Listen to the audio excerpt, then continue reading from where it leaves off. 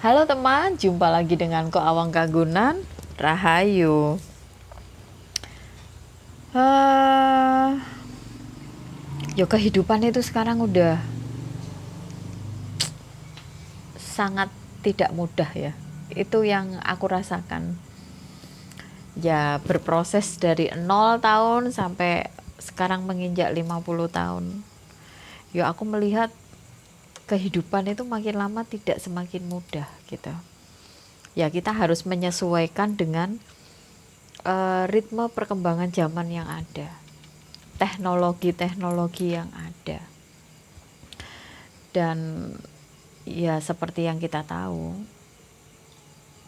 banyak sekali yang berubah dalam kehidupan ini, apalagi setelah pandemi kemarin, setelah 3 tahun pandemi, banyak sekali penyesuaian-penyesuaian yang harus kita lakukan.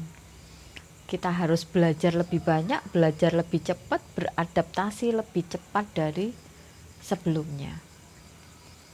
Tapi ya, ada hal-hal baik juga yang ditimbulkan setelah dampak pandemi yang kemarin. Banyak hal baik juga. Yang sebelumnya itu gak melek teknologi, mau gak mau sekarang harus melek teknologi. Yang sebelumnya itu hanya mau kerja secara konvensional, sekarang mau gak mau harus menggunakan teknologi, memanfaatkan teknologi, menyesuaikan, belajar, beradaptasi dengan era digital dan lain sebagainya gitu.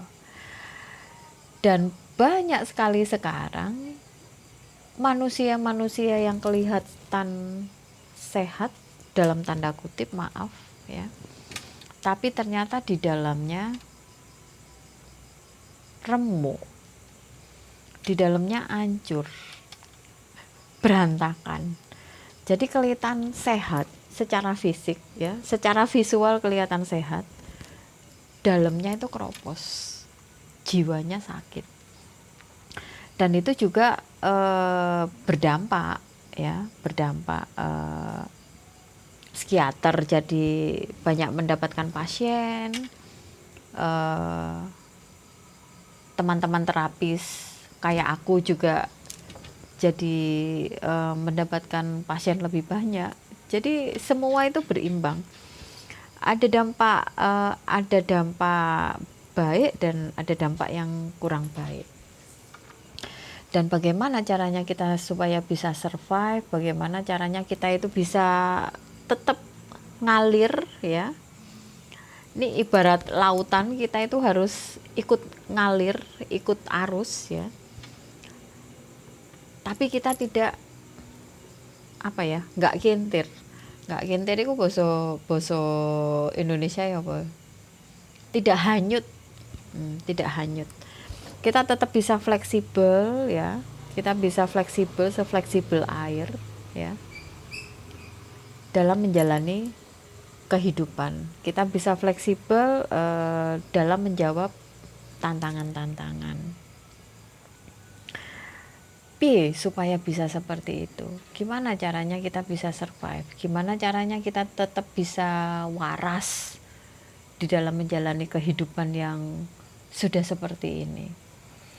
Ya, satu-satunya yang harus kita kedepankan adalah menjaga supaya akal kita itu tetap sehat.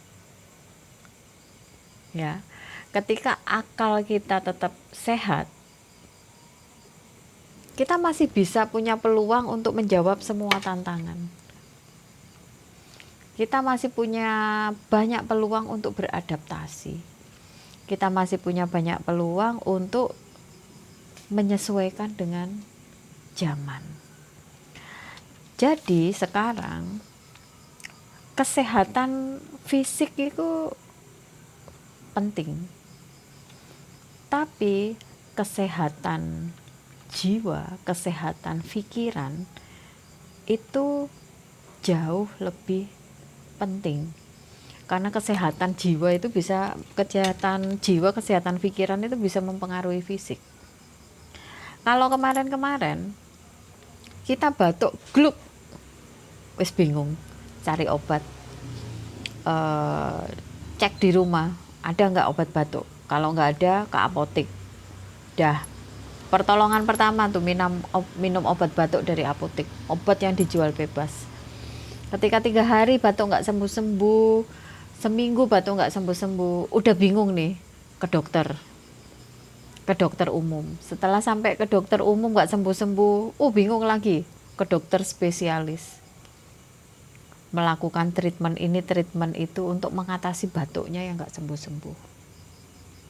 Itu kan jamak dilakukan ya oleh manusia-manusia di bumi ini ya. Tapi tidak banyak yang mereka aware dengan kesehatan jiwanya, nggak banyak yang aware dengan kesehatan akalnya, nggak banyak yang aware dengan kesehatan pikirannya. Kesehatan akal, kesehatan pikiran itu opo sih bun? Ya contoh kecil ya, ketika kita 3 hari berturut-turut nggak iso tidur, seminggu nggak iso tidur, sebulan nggak iso tidur, gelbak.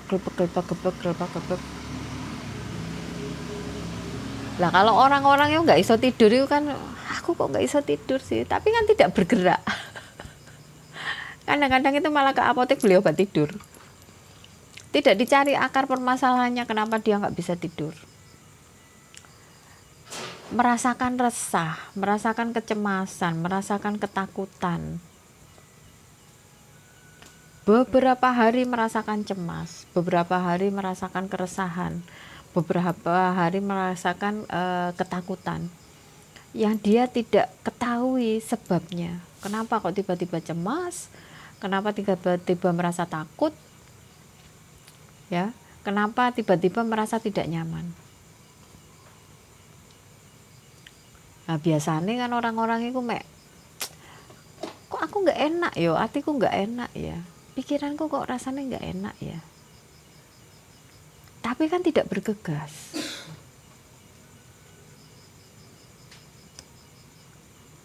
Nah, sekarang coba kita balik.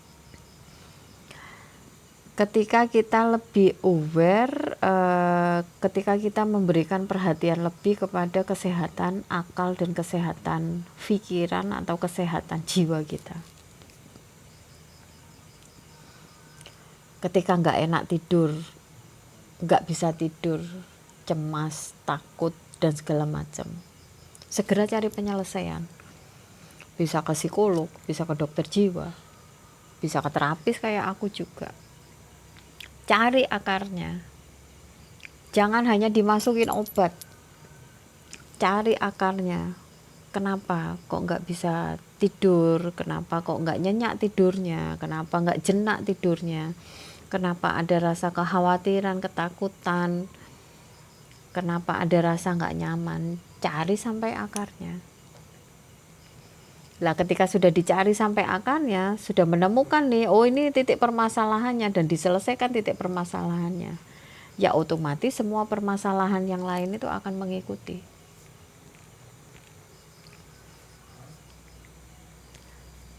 Jadi dengan kondisi kehidupan yang tidak mudah sekarang ini, dengan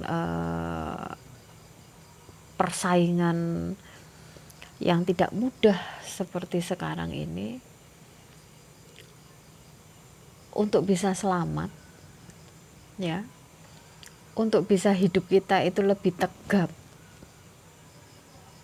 ya hiduplah dengan akal sehat. Bayangin kalau hidupnya sudah nggak mudah, terus akalnya nggak terlalu sehat, ya kan double permasalahannya gitu ya. Jadi mulai belajar untuk menyayangi diri sendiri, mulai belajar untuk aware terhadap pikiran, mulai belajar aware terhadap perasaan ya. Jika terus-menerus merasa ada ketidaknyamanan, segera cari pertolongan ya, cari tahu sampai ke akar-akarnya, selesaikan sebelum itu mempengaruhi kehidupanmu yang lain. Oke,